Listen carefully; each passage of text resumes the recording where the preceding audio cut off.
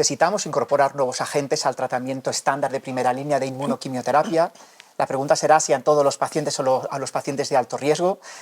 Quizás también nos viene a responder a esta pregunta uno de los estudios, yo creo que más esperados que estábamos esperando recibir en este congreso americano, que es el estudio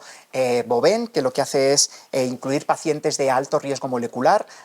Ahora veremos con mutación de TP53. Ana, ¿qué nos puedes contar de ese estudio? Pues este es uno de los estudios más interesantes. Pasadme el mando, por favor, para que os vaya enseñando las diapos. Bueno, pues esto es, en mi opinión, uno de los estudios más valientes de este congreso, porque los pacientes con mutaciones de TP53 al diagnóstico, ya que este esquema de tratamiento se dirige a pacientes que no han sido tratados previamente, no son tantos. Y siempre es muy difícil extrapolar resultados cuando se incluyen con otros subgrupos de riesgo. Así que Anita Kumar, del MSK de Nueva York, lo que hace es plantear un fase 2 en 3 centros de Estados Unidos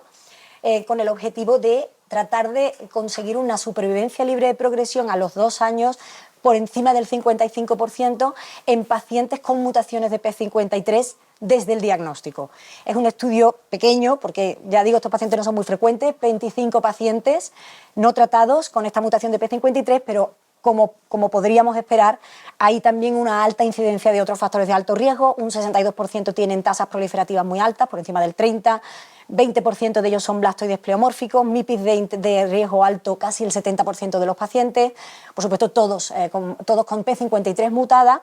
y un 86% tenían además expresión en el tejido por inmunohistoquímica y un 44% además tenían una deleción de 17P, o sea, todo el pack.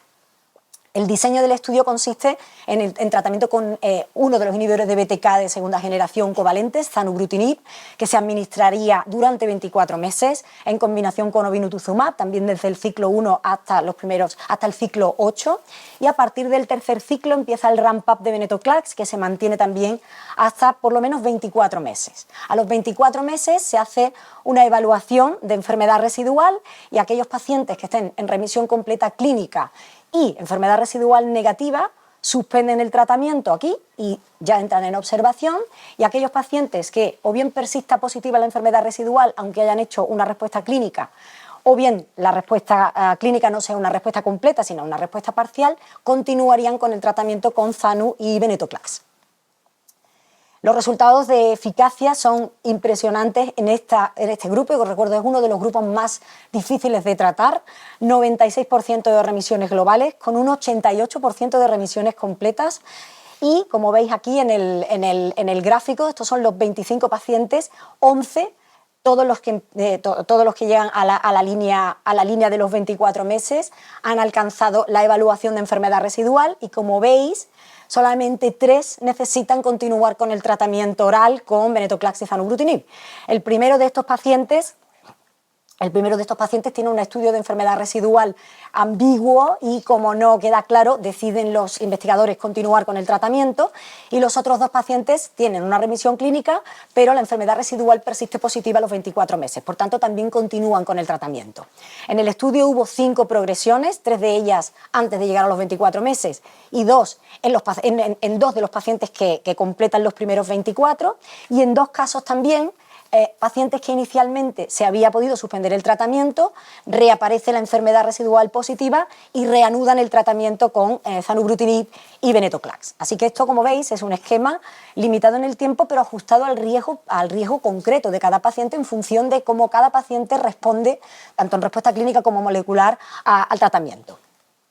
Con una mediana de 23 meses, la supervivencia libre de progresión estimada a los 2 años es del 72%, que supera con creces el 55% esperado. Por tanto, es un estudio positivo. La mediana no se ha alcanzado, como tampoco se ha alcanzado la mediana de supervivencia libre de enfermedad y la supervivencia global, pero que están en un 88 y un 75% respectivamente.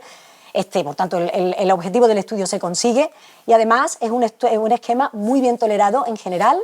de manera que, aunque la toxicidad más frecuente son diarreas, por supuesto,